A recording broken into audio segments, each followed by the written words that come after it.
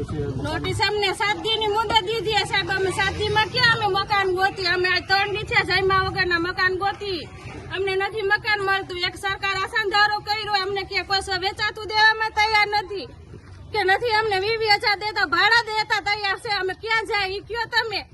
શું કહેશો? કોઈ વોર્ડના કોર્પોરેટર કોઈ આવતું જ નથી, અમારી કોઈ લઈને તપાસ જ નથી કરી. તમે જીવો છો કે મહિલા છો? કોઈ ધારાસભ્ય મત જોતી હોય તો આવે અમારા આગળ પગે પડવા. અત્યારે તમે જઈમાં છો, તમે શું કર્યું હોય?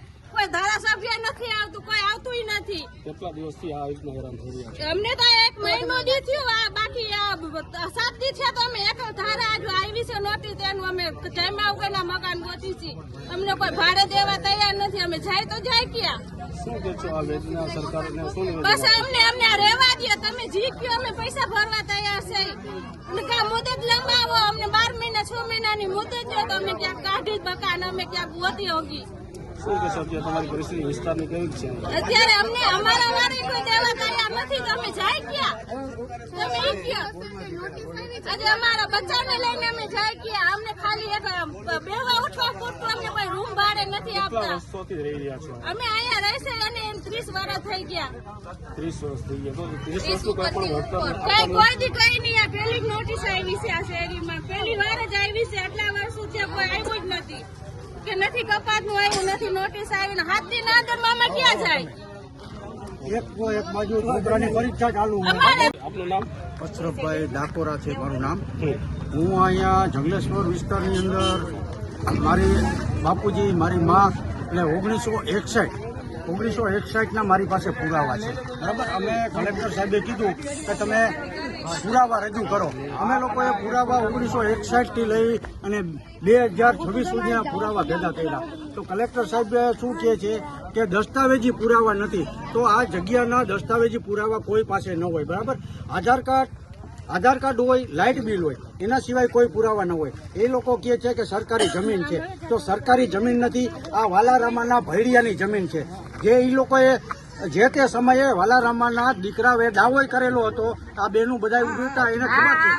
આ જંગલેશ્વરની નથી, આ વાલારામાના ભૈડિયાની જમીન છે. અને એની આગળ જે જંગલેશ્વર વિસ્તાર 22 થી લઈ અને 27 સુધી આવે એ જગ્યા છે મનોહરસિંહ દાદાના પુરખાવની. બરાબર, તો એ લોકોએ જયારે થોરાડા વહીશું ત્યારે એ લોકોએ અહીંયા વસવાટ માટે જમીન આપી હતી. તો ત્યાર સુધી સરકારને ખબર નહોતી કે 50-60 વર્ષ થયા કે આ જમીન સરકારી છે. તો એ જમીન સરકારી હવે કેમ થઈ ગઈ? અને બીજા નંબરમાં કે એ લોકોએ સરકારશ્રીએ કે એવા વિભાગ પાડી દીધા કે એક જગ્યા કોર્પોરેશનને સોંપી જે નદી કાંઠાની હતી અને બીજી જગ્યા કલેક્ટરશ્રીને સોંપી. એટલે આ જે કલેક્ટરશ્રીને સોંપી એ જગ્યાની અંદરથી અત્યારે આ લોકો દબાણ કરે છે કે તમે દબાણ કરેલું. તો 70 વર્ષ સુધી એ લોકોને દબાણની ખબર નહોતી. અત્યારે દબાણ કર્યું તો હવે કેમ દબાણની તમને ખબર પડી? અમે લોકો સ્થાનિક લોકો ટીપીના રોડ રસ્તા નીકળે એના માટે બધાય રાજી છે. બરાબર છે, રોડ નીકળે એના માટે બધાય રાજી છે કે ભાઈ રોડ નીકળે, તમારો 60નો રોડ થતો હોય તો અમે 10 ફૂટ આ બાજુ 10 ફૂટ ઓલી બાજુ કપાવવા માટે કોઈ સ્થાનિકને કાંઈ વાંધો નથી. બરાબર, રિવરફ્રન્ટ અહીંયા થાય એવી કોઈ પોઝિશન છે જ નહીં. રિવરફ્રન્ટનું કલેક્ટર શ્રી જે કહે છે રિવરફ્રન્ટની કોઈ પોઝિશન નથી અને કોઈ એનો પ્લાન નથી. અને રિવરફ્રન્ટની બદલે એ લોકોને દિવાલ કરવી હોય, જેવી રીતે સમથાની આગળ દિવાલ છે એ લોકોને દિવાલ કરવી હોય તો નદી ભલે બાંધી લે, એના અમે કોઈ સ્થાનિકને વાંધો નથી. બરાબર છે, દિવાલ ભલે નદીને બાંધી લે.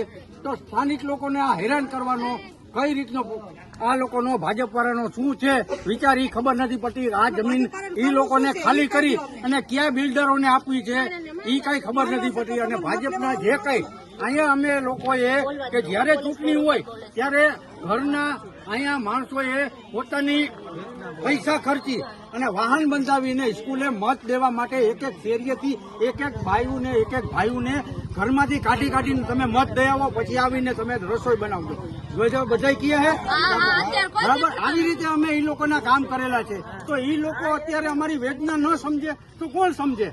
બરાબર, કોઈ સરકારી તંત્ર વાળા, કોઈ અહીંના ધારાસભ્યો કયો, સંસદ સભ્યો કયો કે કોર્પોરેટર શ્રી કયો, કોઈએ એ લોકોએ અહીંયા આવ્યા નથી. પબ્લિક વચ્ચે કોઈ આવી એ લોકોની મુલાકાત લીધી નહીં. એ લોકોને આપણે મુલાકાત લેવા જાય છીએ તો કે અહીંયા છે નહીં.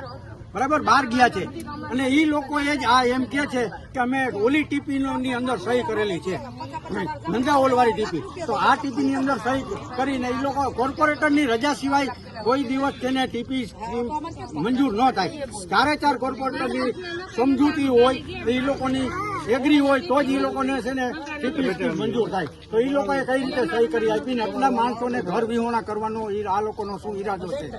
એક